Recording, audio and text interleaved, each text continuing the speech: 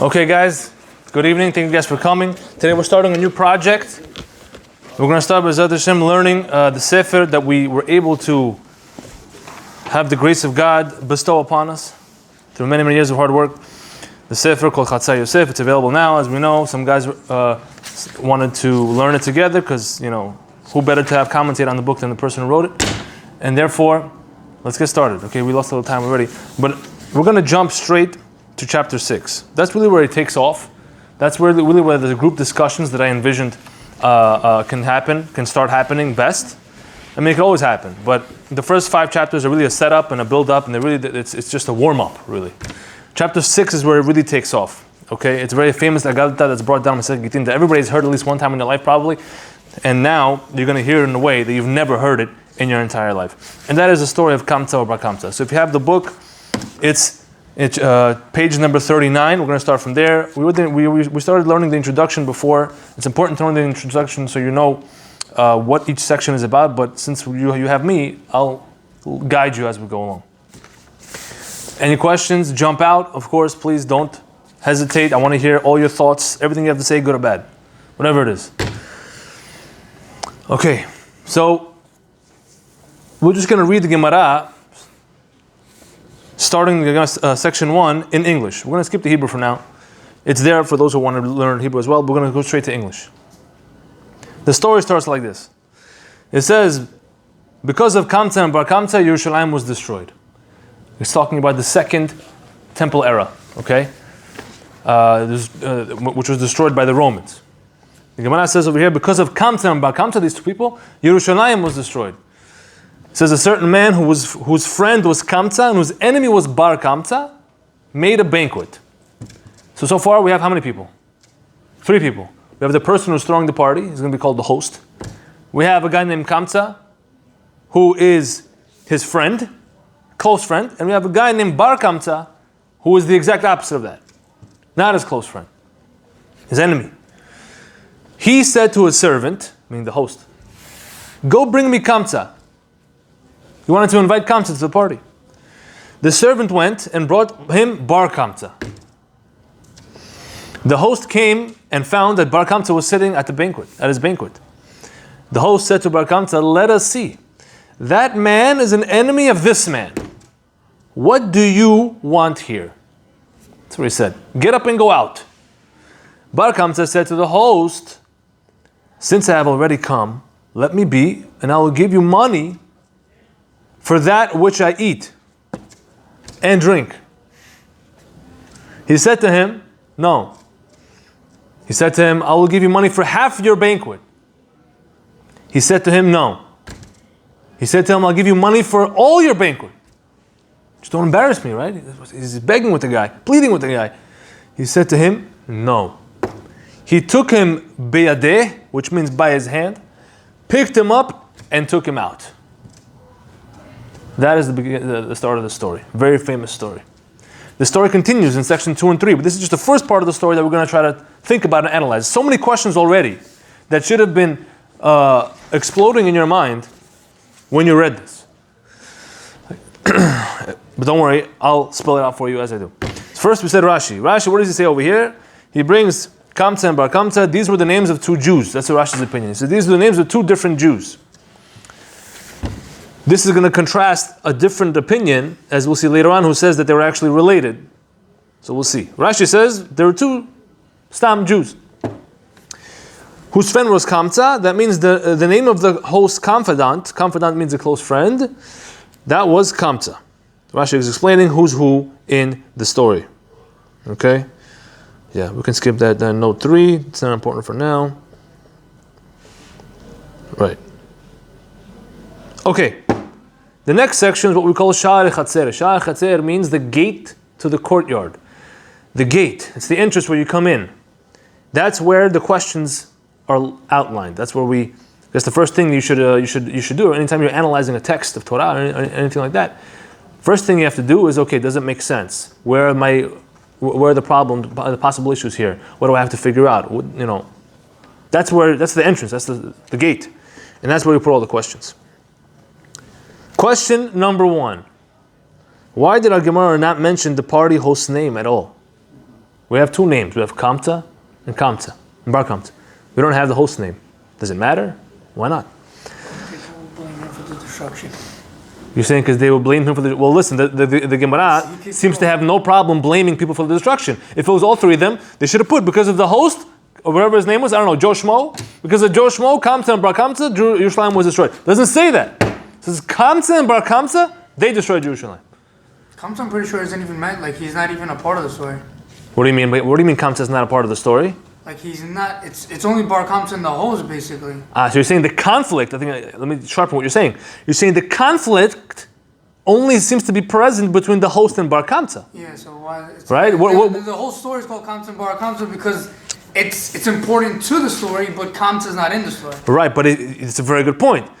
Nevertheless, the first line in our Gemara is a blame because of Kamtza and Bar Kamtza. The Gemara, exactly, and the Gemara took it one out of its way to say, no, this guy is at fault. Question is, what did he do? He had no problem with the host as far as we know. They were friends. He didn't kick anybody out. Was he at the party or no? No, he wasn't because he told him to come. He was invited. He did come. No, the host told his... You're right, so maybe he wasn't there. He was invited. Maybe he never got invited. He was supposed to be invited. Let's see. All the very good questions. All these things we're going to talk about. Continuing what we wrote over here. What was the relationship between Kamtza and Bar Kamtza, if any? Right? So we wanted to know basically, are they related or not? Why did our Gemara have to state the detail that Kamtza was the confidant of the host? It seems the only essential detail is that Bar Kamtza was the host's enemy and he ended up at the banquet by mistake. So why state that Kamtza was the host's confidant? Meaning, what's the point of that detail? Why did the Gemara have to tell me, oh, there's a guy named Kamtza and he was a friend of the host? What's the point? What difference does that make? Related to what you were saying. But we're going to ask that your question directly as well. Next paragraph with the questions. From the opening statement of our Gemara, because of Kamtza and Bar Kamtza, Jerusalem was destroyed, all the blame appears to be put upon Kamtza and Bar Kamtza, like we just said. But it seems the real blame should be placed on the host, should it not? He's the one who did such an egregious thing of kicking somebody out and embarrassing him in public. Yeah, but that guy was never invited to the place, though. Okay, but he's already there. On Papaltam, he's there. What are you going to do? Pick the guy up and throw him out in front of everybody? Some people will do that. I don't know. I said it. Listen, that's one way to handle things, but we'll see if that's the proper way. Why shove Kamtza's name into this at all? His only role in the plot was that he was a confidant of the host, and his name happened to be very similar to Bar Kamtza's, who was the enemy of the host. Nevertheless, this opening statement of our Gemara seems to put the blame on Kamtza just as equally. For what reason? What, if anything, did he do wrong?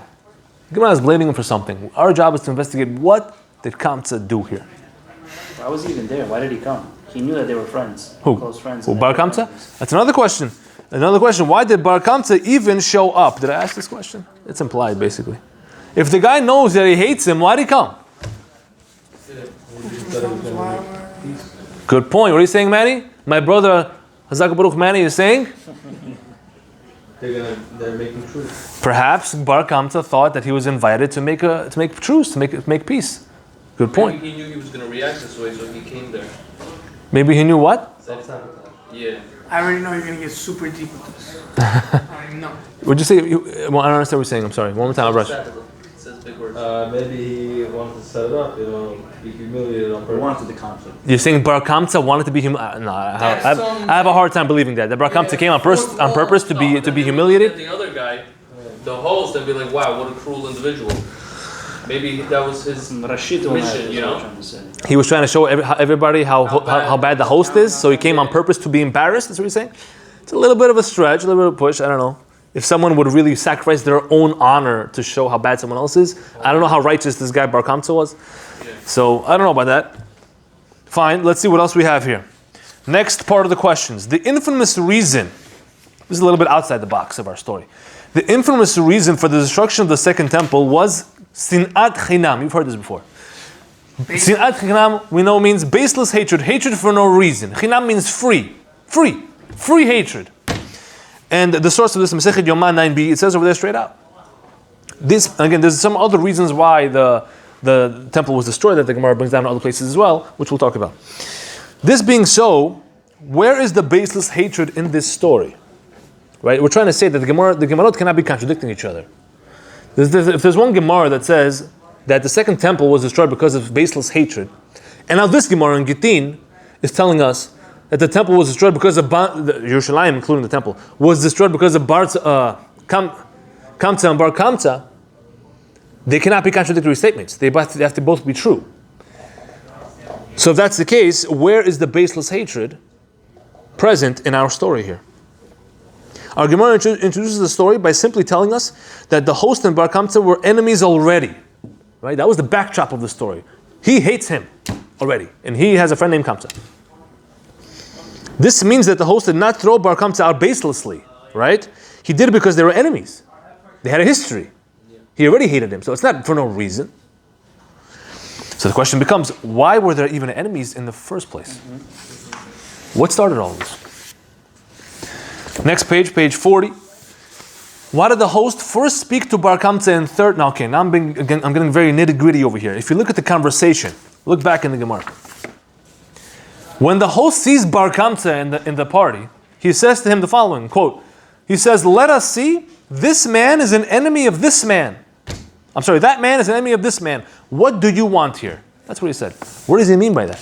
He started speaking in the third person.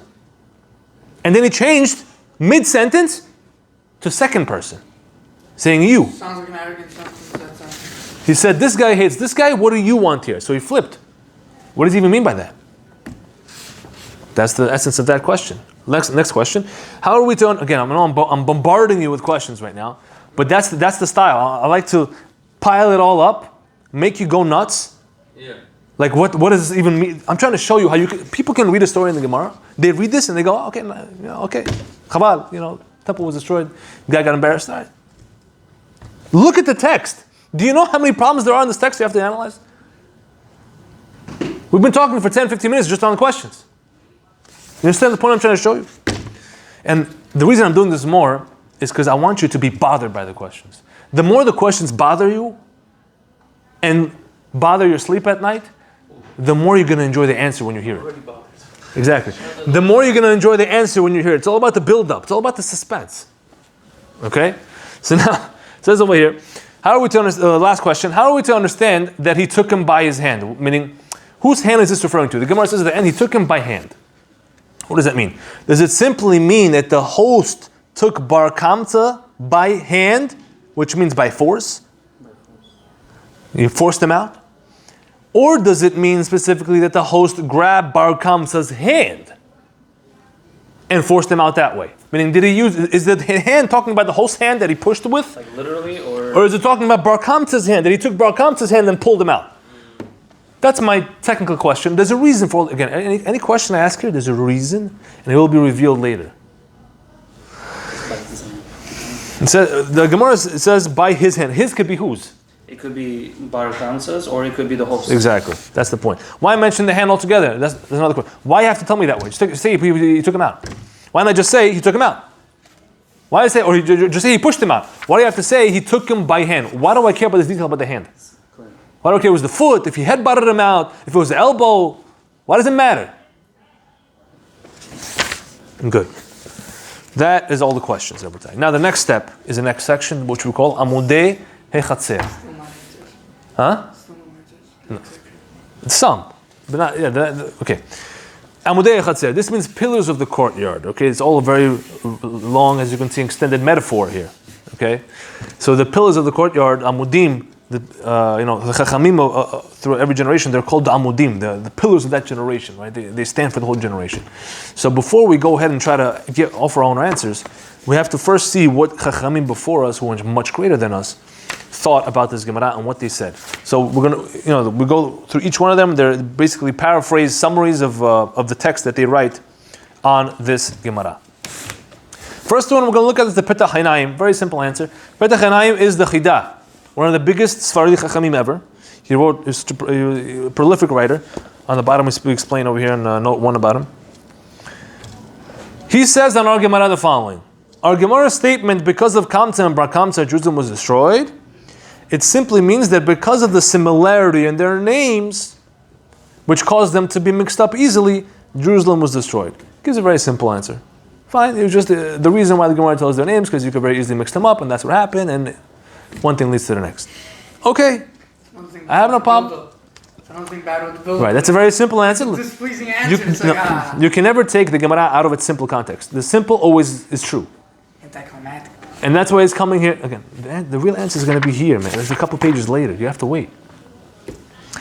Next one. So let's look at note 2 for a minute. This is just interpretations. Which ones? The notes?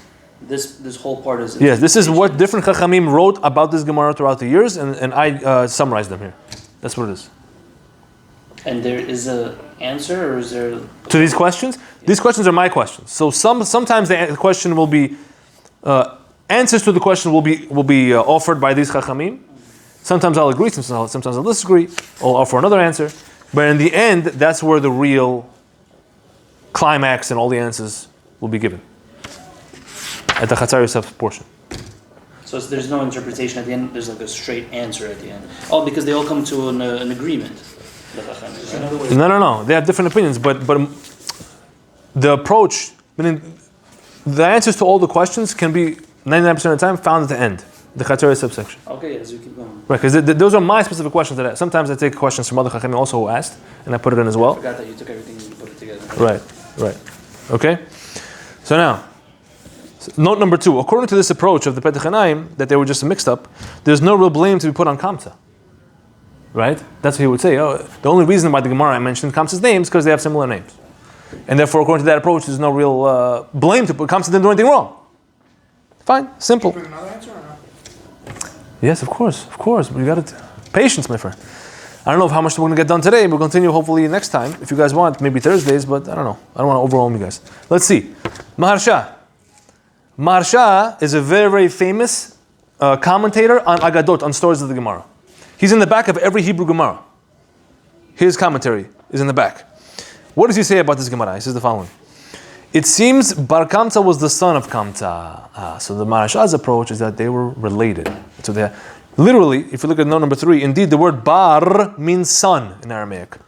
Like bar mitzvah, right? So he says there was literally Kamtza and Bar Kamtza, Kamtza and his son. According to Maharsha's approach, they were related. When Bar Kamtza was invited to his enemy's banquet, he thought perhaps the host wanted to make peace with him. Hazak Baruch Mani, you're mechaven to the Maharsha. Hazak Baruch, you should come more often. Wait, he invited Bar Kamtza? Huh? The host invited Bar Kamtza? The host invited Kamtza, but the servant, he told the servant to go bring Kamtza. The servant made a mistake, and he brought Bar Kamtza. Bar Kamtza thought, why should I come? Maybe he wants to make peace with me. Gotcha. So that was it. According to Maharsha. He reasoned so because his father was the host's confidant anyway, and so he went. Right? The Gemara says that Kamtza, if Bar Kamtza and Kamtza are father and son, Kamtza, who was the father, was a friend of the host. So the son, who's now invited by the servant, says to himself, oh, listen, my father is friends with the guy anyway. They're close friends. Obviously, they don't want me to have problems with him, so that's why he invited me to make peace. That's how he connected the dots on his head. Bar Kamtza, according to Maharsha. As it says in Eruvin 65a, it says in the Gemara over there, he brings down, whoever is appeased through his wine has the intention of his creator. Right? Which means whoever makes peace over food and over wine has the same goal as God. Why? As it is written, because it says, and Hashem smelled the satisfying aroma. What is this written in reference to? Look at note number 4, Bereshit 8:21. This is referring to the offering Noach offered to God after the end of the great flood. So after the flood, Noach came off the boat, the ark, and he made an offering. And upon that offering, there were wine libations. And it says over there that Hashem smelled the satisfying aroma, which means it was an appeasement. Like peace was made. Noach was representing humanity. Did he get punished for it? He got punished for immediately planting a vineyard. Immediately, right? He did get punished for that.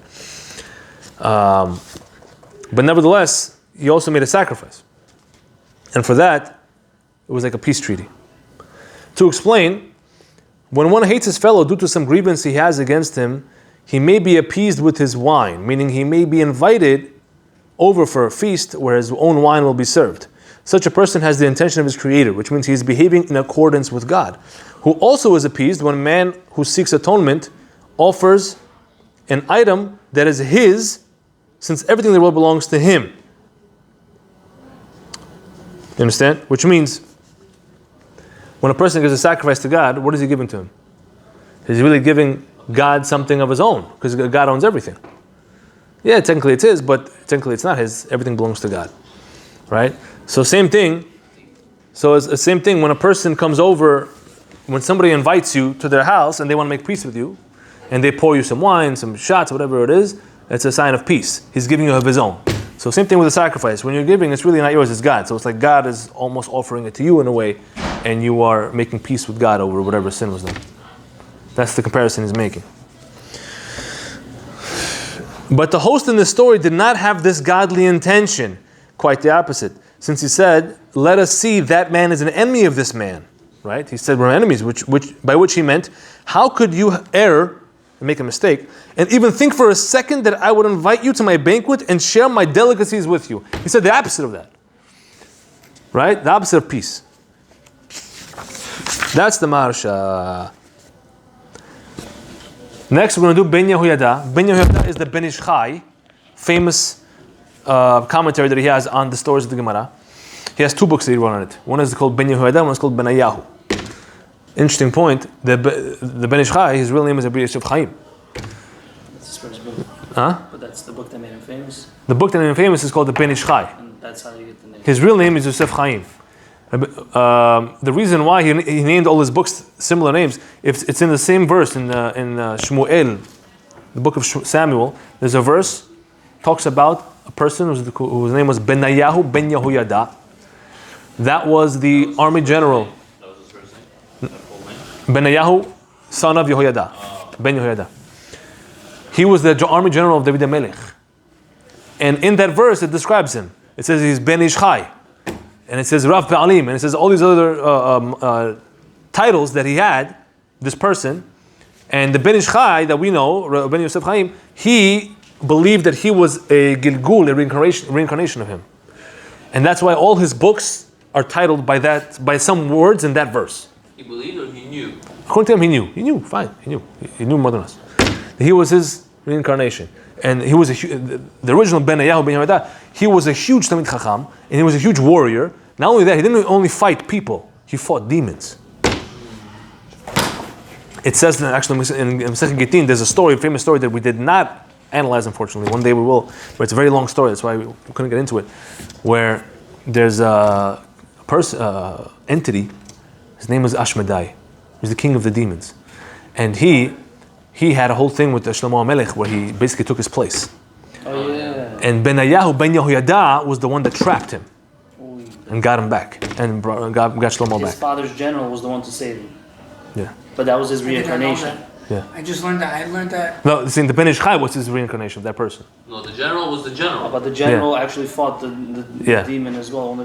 He trapped. He trapped him. It wasn't a physical fight, but it was like a whole No, the Gemara says investigation. there he put God's name on an amulet, special amulet, on a chain, on a special chain, and he wrapped him in the chain and caught him that way. No. It's the whole thing. That's the whole story. That's a cool story, right? Hold on. He could have just. We know this. It's a very long. It's a very famous and long story. Homeless person, right? Yeah. According to one opinion, he became a homeless person and never went back. According to another opinion, no, he came back as a king. What do you mean? They're saying he trapped him. Went back. That's the end of the story. Again, I don't want to get into that. He trapped He trapped him, but the question is, did Shlomo HaMelech go back to be king after that, or was he traumatized? He was post-traumatic stress disorder, according to one opinion. trapped him. Who was in the body then? A devil. No. He trapped the Devil devil. could shape- No. He shapeshifted. He looked like Shlomo HaMelech. He looked like Shlomo. No, the real Shlomo was like a homeless person. Lucy, when he was Nava- how did people They not trapped him and recognize they him? put him in a prison? You tell me Shlomo HaMelech had post-traumatic stress?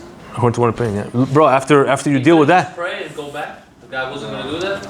I thought prayer is the key to How long? everything. How long was he? listen, How long was he? that needs to be analyzed, How huh? long did this happen? How long was the period? It doesn't say how long. It was long.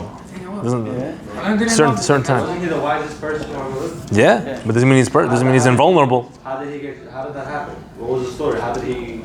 Again, another story for another time. Another story for another time. I shouldn't have mentioned it. We already have 2 minutes left. Might as well finish the 2 minutes on this. I want to finish this one point. Benayahu ben Yehoyada. So that's the way. So why I say all this? The Ben Ish Chai that we know, he wrote all his books. And he titled all those books something from that same verse. All his books are called something from there. Ben Ish Chai, Benayahu, Ben Yehoyada. So the two books that he wrote on the explanation of the Agadot is Benayahu and Ben Yehoyada, two different books. So his past life, and then What do you mean? Ben Yehoyada, isn't that the one that's David? So that's his. That's the general's name. The general's name is Benayahu Ben Yehoyada. So he thought That's that why he he was called his Gilgul. That's why Yes. he called him. That, He called the books by him. after Yeah. him. Yes. Ben Ish Chai also. The verse says that he was Ben Ish Chai, son of a living man. And it says he was Rav Ba'alim, a master of legions, all these things. Okay, all these books. Anyway, let's see what he says here quickly, 2 minutes. He writes, the reason Kamtza was to blame, so he says Kamtza is to blame, his opinion. What was the reasons? Due to the following principle. Anyone who has the ability to protest and does not protest, his name is attributed to the matter. Was he there? So according to Ben Yehoyada, he was there. Our Gemara takes it for granted that the Kamtza was surely present at the banquet. You hear, Manny? Ben Yehoyada says, listen, whether he was invited or not, he was there.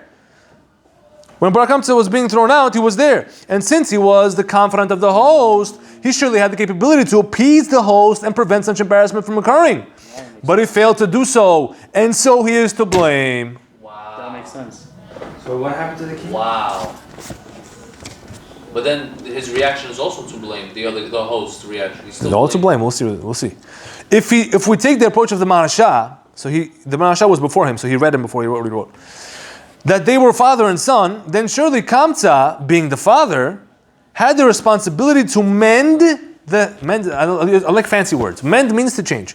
To mend the hatred between his son, Bar Kamtza, and his confidant, the host. Meaning, if there's a father that his son and his best friend are arguing or are having a problem, surely he's in between them. He should make the peace. That's the second chance. So And he didn't do it. That's why he's blamed, according to Ben Yehoyada. Furthermore, with the statement, because the Bar Kamtza Yerushalayim was destroyed, when our Gemara says that, our Gemara is hinting at the fact that due to the slight inattentive listening committed by the servant of the host, which was his failure in distinguishing the difference between the words Kamtza and Bar Kamtza, Yerushalayim ended up being destroyed. Which means the servant didn't hear properly. He didn't pay attention. He was told, go invite Kamtza. He went and he said Bar Kamtza, right? And he brought the wrong guy. One thing led to the next, and we'll see how the story continues. What happens? Yerushalayim gets destroyed. No, Jerusalem doesn't really get destroyed because of them. Oh, but it does, my friend. it goes deeper. Oh, but it does. This is section 1. Wait till we get to section 2 and 3. It does get destroyed. Example. No. It gets destroyed historically, as a matter of fact. The These second, people. yeah, Yes. because there's more that goes into the story. Isn't going to. Did I get your attention? This is the beginning. This is just the drop of the ocean, my Got my friends. attention with the demons, bro. Finishing up over here. The teaching is that one must be extra careful with the precision of his language, and the listener must pay great attention to the words being said as well. Pay attention, my friends. So we're going to end on that. It's 9:30. B'ezrat Hashem will continue, and then we'll go into the deep stuff later on. Baruch Adonai le'olam. Amen ve'amen.